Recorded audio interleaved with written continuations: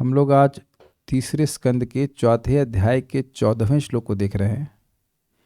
13वें श्लोक में आपने देखा था कि भगवान ने कहा जिस चीज़ का वरदान भगवान कह रहे थे कि मैं दूंगा, अपने नित्य पार्षदत्व को प्राप्त कराने वाले ज्ञान को देंगे।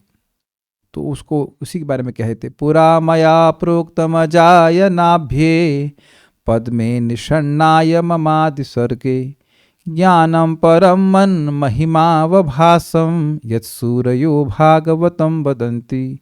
पुरा पहले, मया मेरे द्वारा, प्रोक्तम कहा गया। किसको कहा गया? अजाय ब्रह्मा जी को कहा गया। कहाँ? तो कह रहे नाभ्ये पद्मे निषण्णाय, जो भगवान गर्भोदकशाय विष्णु की नाभि से उत्पन्न कमल पर निषण्ण अर्थात बैठे हुए थे, उनको कहा गया था। कब? तो कह रहे आदि सर्ग में, यानी पाद्मकल्प में। मम मतलब मेरा, ज्ञानम परम, परम ज्ञान यानी मेरे परम ज्ञान को कहा। उस ज्ञान का विशेषण बता रहे हैं। मन महिमा अवभासम, वह मेरी महिमा का प्राकट्य करता है। महिमा का अर्थ होता है कीर्ति, यह महिमा का अर्थ होता है लीला। नाम रूप गुण लीला का प्रकाशन वह करता था ज्ञान। वह कोई सूखा ज्ञान नहीं है जो निर्विशेष ब्रह्म का अनुसंधान कराता हो। ठीक है। यत सूर्य, जिसको कविजन या जिसको मनीषी गण भागवतम वदंती, भागवत कहते हैं। और ये भागवत चतुश्लोकी भागवतम को इंगित कर रहा है, क्योंकि यहाँ बोल रहे हैं कि ब्रह्मा जी को दिया था। भगवान ने जो ब्रह्मा जी को ज्ञान दिया था तो वह 4 श्लोकों में दिया था। तो यह बोलकर तुरंत ही बोलने नहीं लगे भगवान। जब इस प्रकार से भगवान ने कहा कि मैं आपको ये ज्ञान दूंगा, तो उद्धव जी पे क्या प्रभाव हुआ, ये यहाँ पे कहा जा रहा है। एक बड़ी सुंदर बात यहाँ पे लिंक उन्होंने बताया है सुबोधिनी में। कहते हैं कि देखो, कोई बात अगर पूछे ना कोई व्यक्ति और फिर बोलने लग जाओ तो वो तो कष्ट का ही कारण है ना। कोई पूछ ही नहीं रहा है और आप बोले जाएं तो दिक्कत हो जाएगी ना। उस सुनने वाले को भी दिक्कत होगी और आपको भी दिक्कत होगी। सुनने वाले को ज़्यादा परेशानी होगी कि नहीं होगी? जैसे आप सभी लोग यहाँ पे सुनने की इच्छा लेके आए, प्रश्न भले ना कर रहे हो, लेकिन एक प्रश्न है करने। आज श्लोक में क्या बोला जाएगा? अभी आपने प्रश्न किया कि लिंक बताइए, तो आप सभी लोग एक प्रश्न लेकर के आए हैं इस कथा में। श्रवण इच्छा, श्रवण उत्सुकता के रूप में कही जा सकती है कि आज क्या बोला जाएगा। एक भक्त हम देख रहे हैं ऐसे बैठे हुए तो अच्छा बात है, ऐसे बैठे मतलब एक पोस्चर है कि भाई क्या बोला जाएगा। ये तो है ना इच्छा। अगर ये ना हो तो मैं बोलूंगा क्या? कुछ क्लियर समझ में आ रही है? तो अब उद्धव जी अभी आप देखेंगे कि इस प्रकार से भगवान के द्वारा अनुग्रह प्राप्त करके कि जिस ज्ञान को ब्रह्मा जी को बोले थे वह आपको मैं साक्षात फिर से बोलूँगा, तो वह उनमें भगवान का अनुग्रह के कारण प्रेम के विकार होने लगे। तो तुरंत वह कोई प्रश्न वगैरह नहीं किए हैं, कुछ श्लोकों के बाद वह प्रश्न करेंगे और उसके बाद भगवान बोलेंगे। तो मेरे पीछे बोलिए। यहाँ पे वह अपने जो भगवान के अनुग्रह से, कृपा से उनमें प्रेम विकार हो गया उसका वर्णन कर रहे हैं कि मैं कुछ बोल नहीं पाया। मेरे पीछे बोलिए। इत्यादृतोक्तः परमस्य पुंसः प्रतीक्षणानुग्रह भाजनोऽहम्। इत्यादृतोक्तः परमस्य पुंसः प्रतीक्षणानुग्रह भाजनोऽहम्। स्नेहोत्तरो मास्खलिताक्षरस्तं मुञ्चः क्षुचः प्राञ्जलिरभाषे।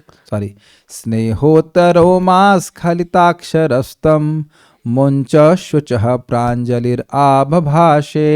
स्नेहोत्तरो मास्खलिताक्षरस्तं मुञ्च शुचः प्राञ्जलिरभाषे। इत्यादृतोक्तः परमस्य पुंसः प्रतीक्षणानुग्रह भाजनोऽहम्। इत्यादृतोक्तः परमस्य पुंसः प्रतीक्षणानुग्रह भाजनोऽहम्। स्नेहोत्थरो मास्खलिताक्षरस्तं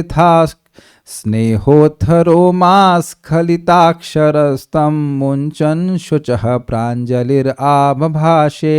स्नेहोत्थरो मास्खलिताक्षरस्तं मुञ्चन् शुचः प्राञ्जलिरभाषे। इत्यादृतोक्तः परमस्य पुंसः प्रतिक्षणानुग्रहभाजनोऽहम् इत्यादृतोक्तः परमस्य पुंसः प्रतीक्षणानुग्रहभाजनोऽहम् स्नेहोत्थरोमास्खलिताक्षरस्तम् मुञ्चन् शुचः प्राञ्जलिराबभाषे स्नेहोत्थरोमास्खलिताक्षरस्तं मुञ्चन् शुचः प्राञ्जलिराबभाषे इत्यादृतोक्तः परमस्य पुंसः प्रतिक्षणानुग्रहभाजनोऽहम् इत्यादृतोक्तः परमस्य पुंसः प्रतीक्षणानुग्रहभाजनोऽहम् स्नेहोत्थरोमास्खलिताक्षरस्तम्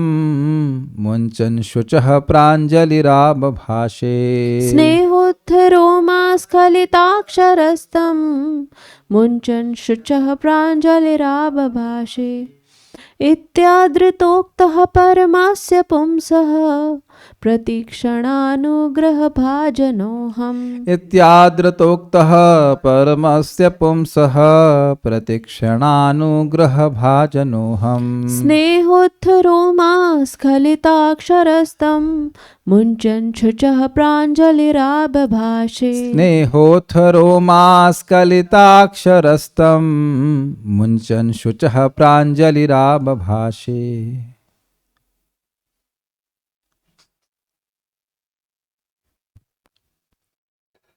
उद्धव ने कहा, हे विदुर, जब मैं पूर्ण पुरुषोत्तम भगवान द्वारा इस प्रकार से प्रतिक्षण कृपा भाजन बना हुआ था, यानी कृपा का पात्र बना हुआ था, और उनके द्वारा अतीव स्नेहपूर्वक संबोधित किया जा रहा था, तो मेरी वाणी रुककर आंसुओं के रूप में बह निकली।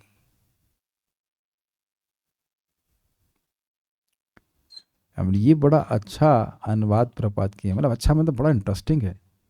वाणी बाहर आती है, लेकिन वाणी बाहर आने की बजाय आंसू बाहर आ गए।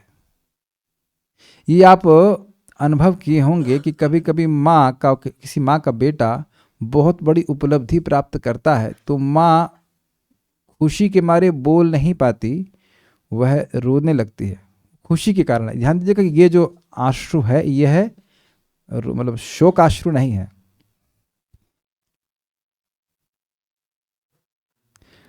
भगवान तो ऐसे ही परम प्रेमास्पद हैं, और उनका प्रेम अब यहाँ पर वह सब कलेक्टिव रूप में अनुभव नहीं कर रहे हैं। कलेक्टिव मतलब सामूहिक, समष्टि रूप में, सामूहिक रूप में अनुभव नहीं कर रहे हैं।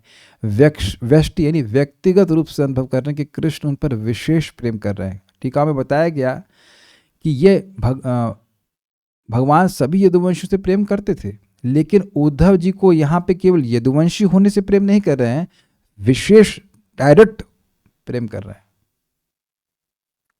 एक होता है भाई जनरल प्रेम है, और एक है व्यक्तिगत प्रेम। तो भगवान यहाँ व्यक्तिगत प्रेम प्रस्तुत किए हैं, उनको वसु संबोधन किए हैं, उनको याद दिला रहे हैं कि आपने पहले भजन किया था। कैसा भजन किया था? विशदानुवृत्य, निर्मल भजन किया। भगवान सर्टिफाई कर रहे हैं भक्त के मुख पे कि तुमने मेरा निर्मल भजन किया है। अमेजिंग। भगवान से तो कुछ छुपा है नहीं, तो क्या ये आदर है कि नहीं है? अगर भगवान ही किसी व्यक्ति को कह रहे हैं कि आप मेरे शुद्ध भक्त हो, तो अब क्या उसमें कुछ सर्टिफिकेशन की जरूरत है कि है कि नहीं है कि क्या है? मैं आपसे प्रसन्न हूं, नॉट? ऐसे उन्होंने ब्रह्मा जी को भी कहा था। दिस इज बहुत बड़ा आदर है कि नहीं? आप बेसिकली आप विशदानुवृत्या मतलब आपने मेरी निर्मल सेवा की है, निश्चल सेवा की है। तो ऐसा बातें कह करके भगवान उनको आदर दिए। तो भगवान इस प्रकार से इनको सम्मान दिए। इसका और ऐसा विशेष प्रेम भगवान से प्राप्त करके उन जो कि भगवान के वचनों के द्वारा, भगवान की कृपा दृष्टि के द्वारा प्रस्तुत हुआ था, तो वह भाव विभोर होगा, ये अर्थ है। तो उनकी वाणी बाहर ना आकर के, पहले एटलीस्ट वाणी बाहर ना करके अश्रु बाहर आए। फिर कहते हैं अपने आंसू पोंछकर दोनों हाथ जोड़कर मैं इस प्रकार बोला। तो अब आंसू पोंछे उन्हें, फिर वह बोलना प्रारंभ कर रहे हैं। ठीक है, वो आगे श्लोकों में आएगा, अभी तो यही बात आ रही है। इति यानी इस प्रकार, इस प्रकार मतलब जैसा भी वर्णन हुआ वैसे। परमस्य पुंसा, परम पुरुष श्री कृष्ण के। पुंसा मतलब मनुष्य, मतलब इंसान होता है, व्यक्ति होता है, लेकिन परमस्य पुंसा मतलब ये परम पुरुष हैं, ये कोई सामान्य व्यक्ति नहीं है। आदृतः उक्ता, परम पुरुष भगवान श्री कृष्ण के द्वारा आदृत एवं कथित होकर मेरा आदर किए, मेरे भजन को वह माने और इस प्रकार से प्रेम से संबोधन किए। प्रतिक्षण अनुग्रह भाजन, हर क्षण उनकी कृपा का पात्र बनकर, भाजन मतलब पात्र जिसमें वो कृपा डाली जाए, रखी जाए। अहम मैं उद्धव स्नेह उत्थित रोमा, स्नेह से उत्थित प्रकट यानी स्नेहातिरेक के कारण पुलकित देह, रोम मतलब रोमांच, तो स्नेह उत मतलब स्नेह का जो भगवान ने स्नेह उनको दिया तो उनको हृदय में भी स्नेह उत्पन्न हुआ, मतलब जो स्नेह भगवान ने दिया, यहीं प्रपात ने बोला स्नेह से युक्त शब्द उन्होंने दिए तो उससे उनके उनका रोम रोमांचित हो गए, पुलकित हो गए। ठीक है, एक और बात है भाई, स्नेह दोनों तरफ से है ना, भगवान ने स्नेह दिया तो इन्होंने भी अपने हृदय में स्नेह का अनुभव किया, अतिशय प्रेम का अनुभव किया। मेरी आवाज सुनाई पड़ रही है ना सबको? Can hear? ओके। और इस स्नेह के अतिरेक यानी स्नेह की अधिकता के कारण उनको पुलक हो गया पूरे शरीर में। इस कारण से स्खलिताक्षर, अक्षर स्खलित हो रहे थे, लड़खड़ा रहे थे। स्खलित मतलब होता है लड़खड़ा करके गिर जाना, फिसल जाना। तो स्खलिताक्षर मतलब उनकी वाणी गदगद हो रही थी, वाणी बोलने में अक्षर ठीक से प्रकट नहीं हो रहे थे। क्लियर? शुचः मतलब पोंछना, शुचः मतलब शुचः मुंचन, शोकाश्रु को, शोकाश्रु क्यों लिखा है यहाँ पे, मैं ध्यान नहीं दिया, एक मिनट रुकिए, आंसू लिखा है, शोकाश्रु नहीं है, मिस्टेक है यहाँ पे, केवल आंसू है, शोक के आंसू नहीं। शोक कहाँ से आ गया, गलत अन्वय किया, मतलब अर्थ लिया है, ऐसा नहीं, केवल अश्रु पोंछ करके, शोक के अश्रु नहीं है ये। हाँ ये कंपास, यस रोमांच कंपाश्रु वाले का, यस ये शोक नहीं है, गलत है यहाँ पे। शुचः मतलब अश्रु।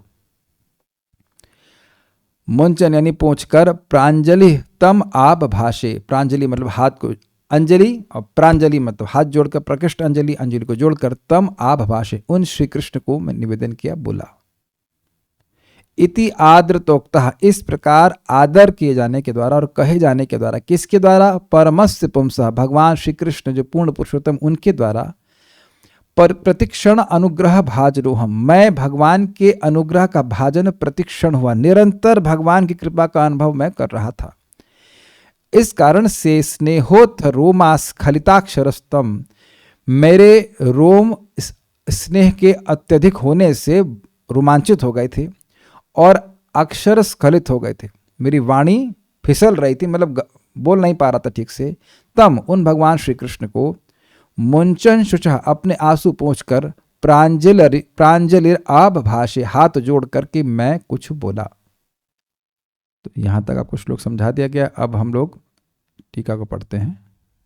श्रीधरी, उद्धव जी ने विदुर जी को बतलाया कि इस प्रकार से श्री भगवान ने मेरा आदर करके मुझे कहा कि मैं आपको भागवतम दूंगा। मैं तो प्रतिक्षण श्री भगवान का कृपावलोक ही जो उनका अनुग्रह था उसका भाजन अर्थात पात्र बना हुआ था। श्री भगवान का देखना ही अनुग्रह। दिस इज अमेजिंग ना, दिस इज वेरी नाइस। कोई कहे कि भगवान की कृपा क्या थी? आपने कहा प्रतिक्षण कृपा, क्या श्लोक था?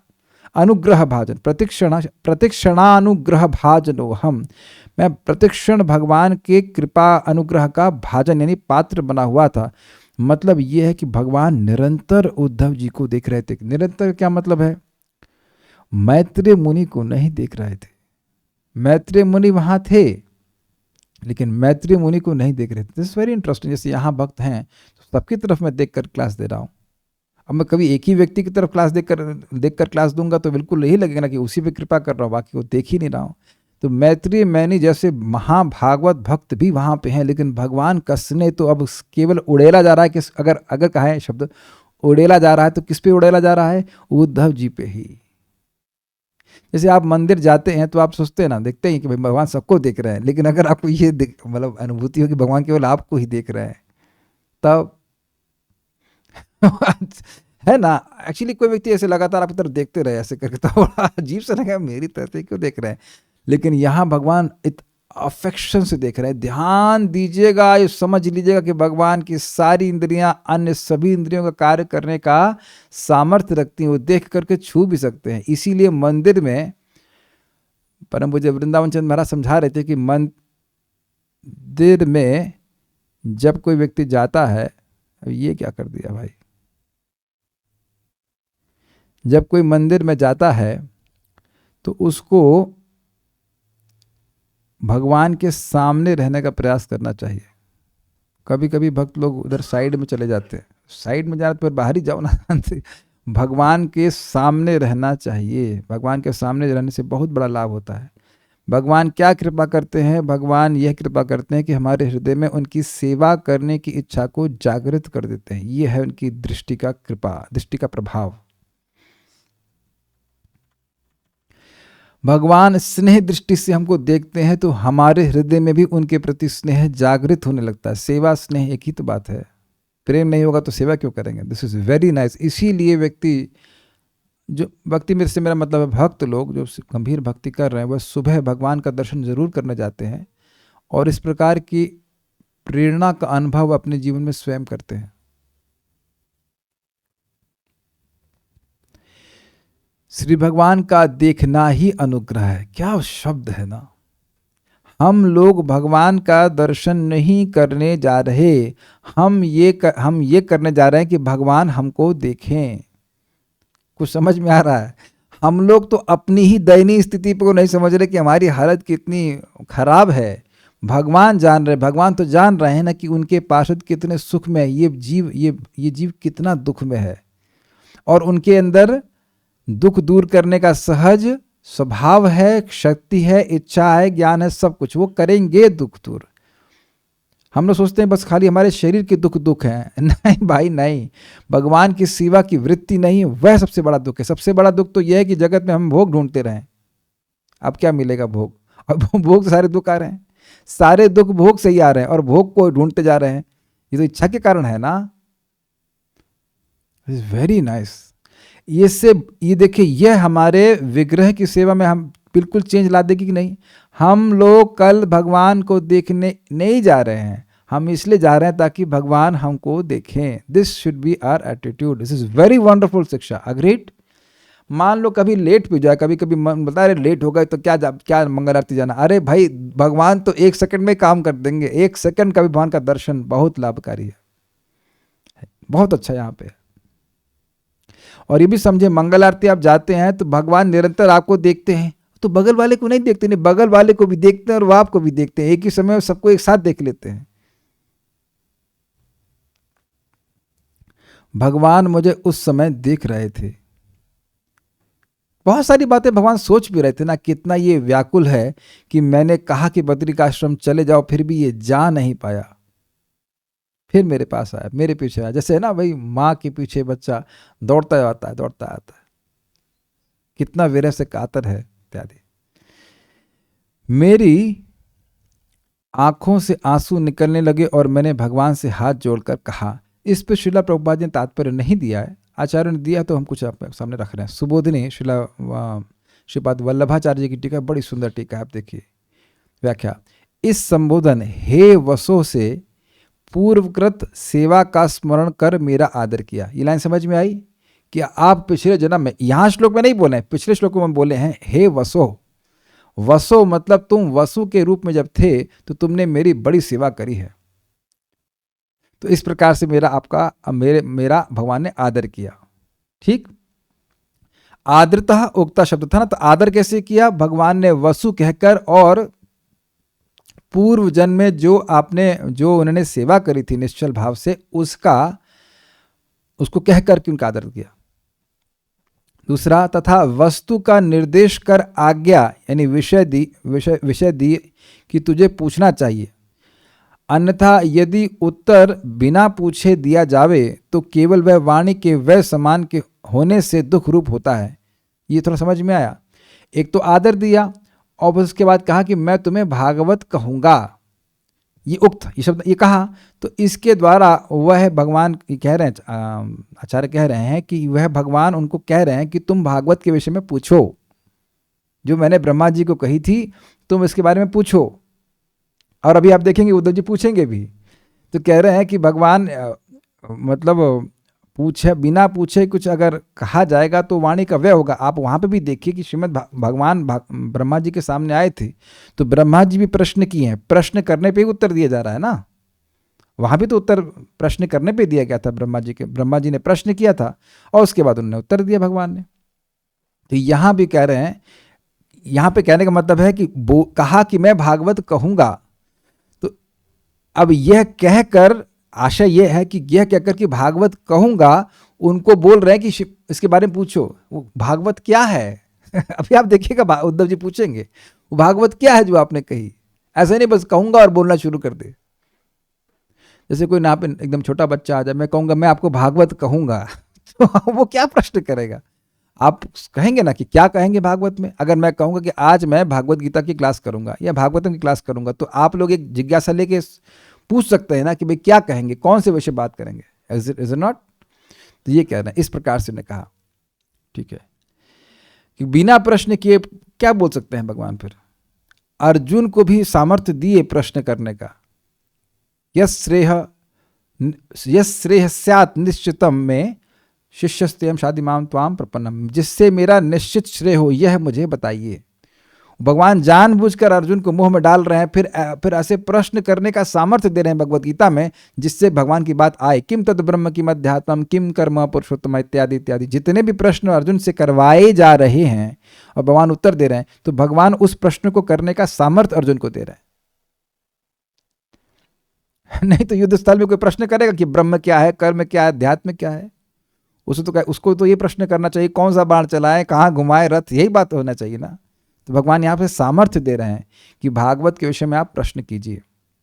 अच्छा, फिर भक्त का प्रश्न करना ही ना बने। आज्ञा मिलने पर सर्वथा आज्ञा का पालन करना ही चाहिए, अर्थात प्रश्न करना ही चाहिए। मतलब कहने का मतलब यह है कि अगर भगवान बोल रहे हैं बिना प्रश्न के, तो भगवान का भक्त प्रश्न कर ही नहीं सकता। लेकिन भगवान यहाँ पे आज्ञा दे रहे हैं, आज्ञा दे रहे हैं कि मैं तुम्हें भागवत कहूंगा, और उनको प्रेरणा दे रहे हैं कि आप प्रश्न कीजिए। ठीक है, इसलिए उक्त कहा है।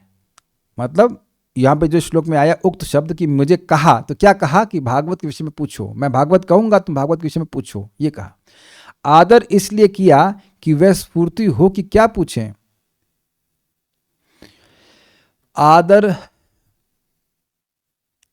आदर इसलिए किया कि वह स्फूर्ति हो कि क्या पूछें। देखिए स्फूर्ति मतलब समझते हैं, मन में आप देखेंगे अपने हमारे चित्त में बहुत सारी चीज़ों की स्फूर्ति होती है, इस लाइक बबल्स ऊपर उठते रहते हैं, उससे स्फूर्ति, स्पॉन्टेनियस कुछ विचार आते रहते हैं।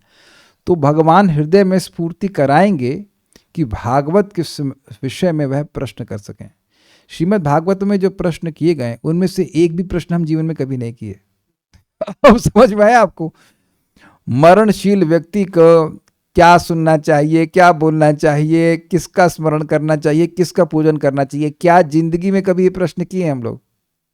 तो ये प्रश्न स्वतः स्फूर्त भाव से सुखदेव गोस्वामी को परीक्षित महाराज किए, तो इनको स्फूर्ति हो रही है, ये प्रश्न किया जाना चाहिए, ये प्रश्न किया जाना चाहिए। जैसे कि सनातन गोस्वामी ने प्रश्न किया, के आमी केने आमाय जारा तापत्रय, मैं कौन हूँ, मुझे 3 प्रकार के ताप क्यों सता रहे हैं। तो ये प्रश्नों की स्फूर्ति चैतन्य महाप्रभु ने सनातन गोस्वामी के हृदय में स्वयं कराई ताकि वे प्रश्नों का उत्तर दे सकें।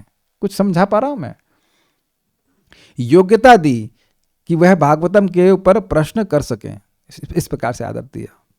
इस तरह, अब थोड़ा कठिन बात होगी, इस तरह भगवान ने प्रमाण बल तथा प्रमेय बल दोनों दिए हैं, इनको दिए हैं। अब ये क्या है, तो बड़ा कठिन हो गया भाई। देखिए प्रमाण तो मतलब समझते हैं जिसके द्वारा कोई वस्तु प्रमाणित हो, और प्रमेय मतलब जो वस्तु प्रमाण के द्वारा प्रमाणित की जाए, जैसे ज्ञान जिसके द्वारा ज्ञेय यानी ऑब्जेक्ट ऑफ नॉलेज को जाना जाए। जैसे मैं कहूँ कि कृष्ण भगवान हैं, मैं कहूँ मतलब अगर कहा जाए कृष्ण भगवान हैं, तो कृष्ण हो गए प्रमेय, और कृष्ण भगवान है, इसका प्रमाण क्या है, श्रीमद् भागवतम। तो प्रमेय बल मतलब वो भागवतम के द्वारा क्या प्रतिपाद्य है, भगवान का नाम रूप गुण लीला। तो भगवान के नाम रूप गुण लीला ये सब प्रमेय है, मतलब ये हैं कि नहीं है, ये हैं, इसका प्रमाण क्या है, भागवतम। तो भगवान के नाम रूप गुण लीला आदि के बारे में पूछने का प्रश्न बल दे रहे हैं, और उसको उसका प्रमाण का बल दे रहे हैं, भागवत में सुनने की शक्ति दे रहे हैं, उसके विषय में पूछने की बात शक्ति दे रहे हैं, इस तरह से समझना होगा। अच्छा, इनको देने का फल क्या हुआ? इस प्रकार से भगवान के भागवतम के बारे में पूछने का फल क्या हुआ? ये सब भगवान की कृपा दृष्टि से ही हो गया सब कुछ। तो कह रहे, इस पर कहते हैं कि परमस्य पुंसा प्रतिक्षणानुग्रह भाजनो हम जातः, परम पुरुष का प्रतिक्षण कृपा पात्र में बना। इससे पूर्व काल के अधीन था, स्पेलिंग मिस्टेक्स है उसको नेगलेक्ट कीजिएगा, काल के अधीन था, अपने कर्म के अधीन था, लेकिन इस समय में भगवान के प्रतिक्षण कृपा का भाजन हुआ। अब पुरुषोत्तम का हो गया हूं, यह अर्थ है। मतलब भगवान ने मुझे पूर्णतः अपने सेवक के रूप में स्वीकार कर लिया, इसलिए इतनी गुह्य बात मुझे बता रहे थे। अब एक प्रश्न होगा, अरे काल भी तो पर है, परस्य काल भी तो पर है, तो भाई पर क्यों है? क्योंकि जगत में सभी का कंट्रोलर काल है। तो कहेगा मतलब पर शब्द से तो काल भी कहते हैं। तो अब जरा देखिए, सुनिए, पूरा पढ़ाऊंगा फिर समझा पाऊंगा। काल भी तो पर है, इस पर पुंसा पद देकर स्पष्ट करते हैं कि पर शब्द ज्ञान से अक्षर भाव को जताता है, अर्थात काल अक्षर सम व अक्षर रूप है और आप उससे उत्तम पुरुषोत्तम है। अरे भाई समझ में आ रहा होगा, ऊपर से चला गया ये। देखिए हुआ क्या, देखिए पर से मतलब ये होता है इस जगत में सब कुछ नष्ट होने वाला है, तो पर मतलब जो को नष्ट ना होता हो उसको अक्षर कहेंगे। समझ में आया? तो अब काल का नाश होता है का? कभी कभी लोग कहने काल बीत रहा है, काल वाल कुछ नहीं बीत रहा है, हमारे काल वैसा ही रहता है और काल के प्रभाव से वस्तुओं का परिवर्तन होता है। ये समझ में आती है बात? काल नहीं बीत रहा है, काल शाश्वत है, काल शाश्वत है। काल के प्रभाव को हम यहाँ भूतकाल, वर्तमान काल और भविष्य काल में देख रहे हैं, लेकिन काल में कोई परिवर्तन नहीं आ रहा है। Is that sinking in? ये थोड़ा सा सटल पॉइंट हुआ। काल में कोई परिवर्तन नहीं आ रहा है, काल शाश्वत है। काल समझ में आ रहा है ना बात? काल वस्तु में परिवर्तन कर रहा है। कालोस्मी लोक क्षयकृत प्रवृद्धो, काल के रूप में मैं लोगों का क्षय कर रहा हूं, लेकिन काल का क्षय नहीं हो रहा है। ये लोग बोल देते हैं काल बीत रहा है, ऊपर से बात आ रही है, घुस रही दिमाग में, कुछ अजीब सी बात है। लेकिन कभी सोचे नहीं ना, काल नहीं बीत रहा है, हम लोग बीत रहे हैं, हमारे देह बीत रहा है, लेकिन काल नहीं बीत रहा है। काल यथावत है, काल अपने प्रभाव को दिखा रहा है। तो कहते हैं नहीं नहीं, काल अक्षर है, लेकिन परस्य पुंसा, पुंसा काल एक व्यक्ति नहीं है, तो मैं उससे उत्तम पुरुषोत्तम, मतलब भगवान श्री कृष्ण की बात कर रहे हैं। परस्य पुंसा मतलब भगवान श्री कृष्ण की कृपा का भाजन हुआ, काल का भाजन नहीं हुआ। पहले तो काल के अधीन था, एक कर्माधीन जीव था, लेकिन आज भगवान की कृपा से मैं उनकी सेवा को प्राप्त कर गया। ये बात कुछ समझ पा रहे हो शायद? एक बार फिर से पढ़िएगा तो समझ में आएगी। एक श्लोक यहाँ पे मैं जोड़ना चाह रहा था, लेकिन अब नहीं है तो कोई बात नहीं। ये भगवद गीता का श्लोक है, यस्मात् अक्षरम अतीतोहम, एक मिनट, पता नहीं मैंने जोड़ा था कि इसमें आया क्यों नहीं, मुझे नहीं पता, लेकिन इट वॉज देयर। नहीं, अब नहीं खोल रहा। अतोस्मि लोके वेदेचा प्रतितः पुरुषोत्तमा, क्योंकि भगवान अक्षर और अक्षर दोनों से परे हैं, इसलिए भगवान को पुरुषोत्तम कहते हैं। तो वहां पे मतलब वहां से श्लोक को पिकअप करके समझना चाहिए कि भगवान अक्षर के भी परम है। तो यहाँ पे अक्षर का अर्थ ले रहे हैं कि काल, तो भगवान काल के भी परम है, काल के भी परे हैं। और परस्य पुंसा अर्थात भगवान एक व्यक्ति हैं, काल एक व्यक्ति नहीं है, काल भगवान की इच्छा शक्ति है। तो वह काल के अधीन ना होकर के परस्य पुंसाम अर्थात भगवान श्री कृष्ण की कृपा के भाजन हुए। कठिन लग रही होगी टीका, मैं पढ़ा रहा हूं, कुछ बातें नहीं पकड़ में आएंगी, कुछ बातें पकड़ में आएंगी, जो बात आप पकड़ने वाली है वो बहुत जबरदस्त है, सुनिएगा। मैं केवल यादव होने से संबंधी नहीं हूं, किंतु प्रतिक्षण कृपा पात्र हूं। मतलब इस जन्म में मैं यदुवंश में जन्म ले लिया, इसलिए कृपा का पात्र नहीं हूं, अब हमेशा हमेशा के लिए कृपा का पात्र हूं, शाश्वत रूप से विशेष कृपा का पात्र बन गया हूं, यह कह रहे हैं। इंटरेस्टिंग। भगवान जब भक्त को देखते हैं तब उनके हृदय रूपी उदधि का मतलब होता है समुद्र में अनुग्रह रूप तरंग उछलने लगती है। ये लाइन हमको बहुत अच्छी लगी थी। आप लोगों को सुनाई पड़ रहा है, दिखाई पड़ रहा है कुछ इधर में? This is a beautiful line. प्रश्न हो सकता है कि भगवान ने ऐसी कृपा रूपी अनुग्रह क्यों किया उन पे। तो कहना भगवान अपने भक्त को देखते हैं तो भगवान पे हृदय में अनुग्रह की कृपा, अनुग्रह की तरंगे उठने लगती है। जैसे जगत में हम भोगों को देखते हैं तो हमारे अंदर काम की तरंग उठने लगती है, विषय तरंग उठने लगती है, ये भोगेंगे, ये देखेंगे, ये इत्यादि इत्यादि। So nice. अब एक प्रश्न होगा, तो क्या उद्धव जैसे महान भक्त को देखते हैं तभी होता है, या किसी भी भक्त को देखते हैं? किसी भी भक्त को देखते हैं तो भगवान के हृदय में कृपा उदित होती ही है। देखो मेरे को देखने आया है या मेरी सेवा कर रहा है इत्यादि। उनका पात्र मैं ही हुआ। उन तरंगों का, समझ रहे हैं, वो तरंगे एक लहर की तरह उठ रही थी और भगवान की आंखों से, मानो ऐसे कह सकते हैं कि भगवान की आंखों के द्वारा उन पर बौछार हो रही थी। आपने महसूस किया कि समुद्र में आप किनारे होते हैं तो वो बौछार, वो मतलब एक लहर आती है, गिरा देती है आपको। उनका पात्र मैं ही हुआ, मतलब यहां भगवान केवल उद्धव जी को देख रहे हैं, मैत्री मुनि को नहीं देख रहे हैं। अचेतन समुद्र में तो तरंग फिर लीन हो जाती है, किंतु भगवत हृदय चेतन होने से उसमें अनुग्रह तरंग लीन नहीं होती है। इतना ही नहीं, प्रतिक्षण उच्छ्वलित होती रहती है, जिससे वह अनुग्रह मत संबंधी ही हुआ। क्या मतलब हुआ भाई? जो जड़ समुद्र है इस जगत में, उसमें तरंगे आती हैं और तरंगे बैठ जाती हैं, लेकिन भगवान जब अपने भक्त को देख रहे हैं तो जो तरंगे उठ रही हैं वो उमड़ती जाती हैं, उमड़ती जाती हैं, उमड़ती जाती है, क्योंकि भगवान का हृदय तो चेतन है ना, वो चेतन तत्व है, कोई जड़ तत्व तो है नहीं। प्रतिक्षण उच्छ्वलित होती रहती है, मतलब उच्छ्वलित कर तो और बढ़ती जाती है। जब यो हुआ तब भगवद अनुग्रह रूप कारण का कार्य भक्ति रस परिणाम मुझे प्राप्त हुआ। समझ में आया? जब भगवान का अनुग्रह हुआ तो ये हो गया कारण, उनका कृपा दृष्टि हुई तो इनके हृदय में भक्ति रस जागृत हो गया, विशेष प्रेम जागृत हो गया। किसके हृदय में? उद्धव जी के हृदय में। ये नहीं समझ में आई बात? ठीक है।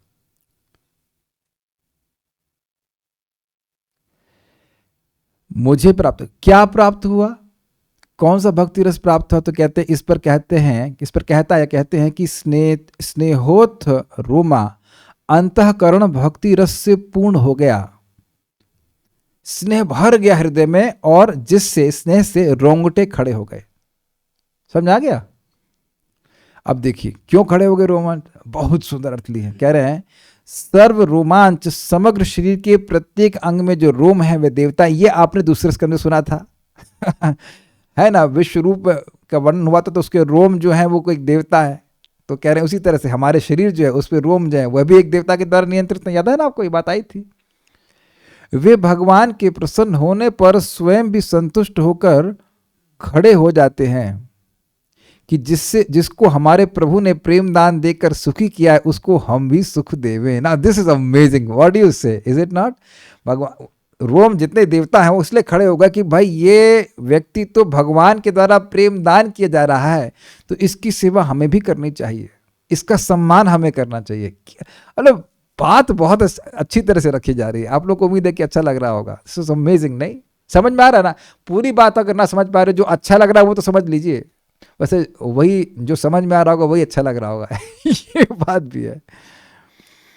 भक्त कह रहे कभी नहीं सुना उसे। Yes, every day something new, absorbing and nice. देखिए ये सब आपको सुनना था तभी तो मुझे हिंदी अनुवाद मिला।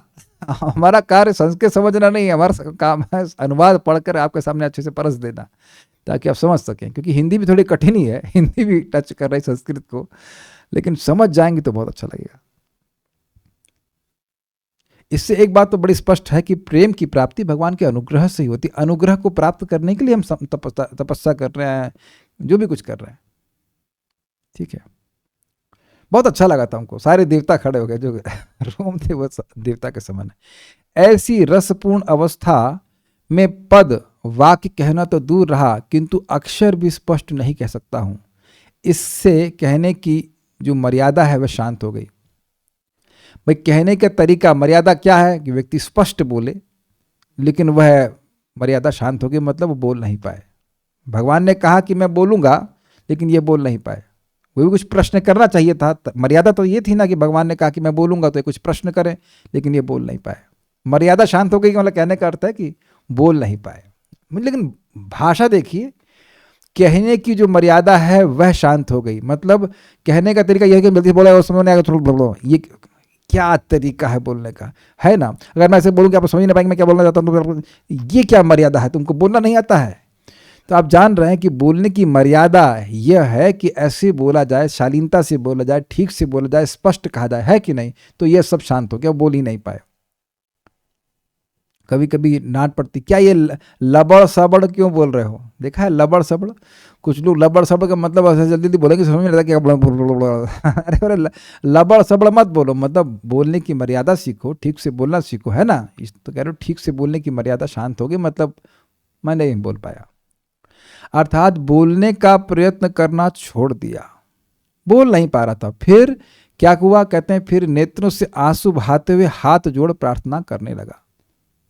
ठीक है, तो हाथ अपना आंसू बहा रहे थे, हाथ से आंसू को पोछे, फिर हाथ जोड़ लिए।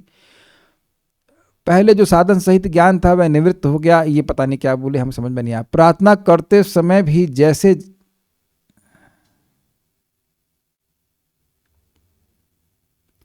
कुछ समझ में नहीं आ रहा, जो बस इतनी बात समझ में आई कि जो पहले साधना किए थे वो कुछ समझ रहे थे भगवान के बारे में, वो सब निवृत्त हो गया, बस यही समझ में आ रहा, बाकी कुछ समझ नहीं आ रहा। आगे बढ़ते हैं। प्रार्थना करते समय भी जैसे तैसे मुख से अक्षर निकलने लगे, जिससे गदगद वाणी से प्रार्थना करी। उसके बाद फिर से मैंने गलती से पेस्ट कर दिया, तो उसको हटा दीजिए, बस यहीं पे खत्म हो गया है, उसको एडिट करूंगा। जो पढ़ानी थी वाक्य वो उसके बाद वाली थी, उसे अनएडिटेड पढ़ा दी, लेकिन ठीक है वो ओके, भगवान जो चाहते हैं वैसे ही होता है। ठीक है, तो यहाँ पे रुकते हैं। उम्मीद है कि आपको ये श्लोक अच्छा लगा होगा और कुछ कुछ बातें समझ में आई होंगी। प्रश्न कुछ है? नहीं, कोई प्रश्न नहीं है। इधर तो देखता हूँ ना, कोई प्रश्न नहीं है। Thank you for coming. Shrimad Bhagavatam की जय, श्रील प्रभुपाद की जय, निताय गौर प्रेमानंदे।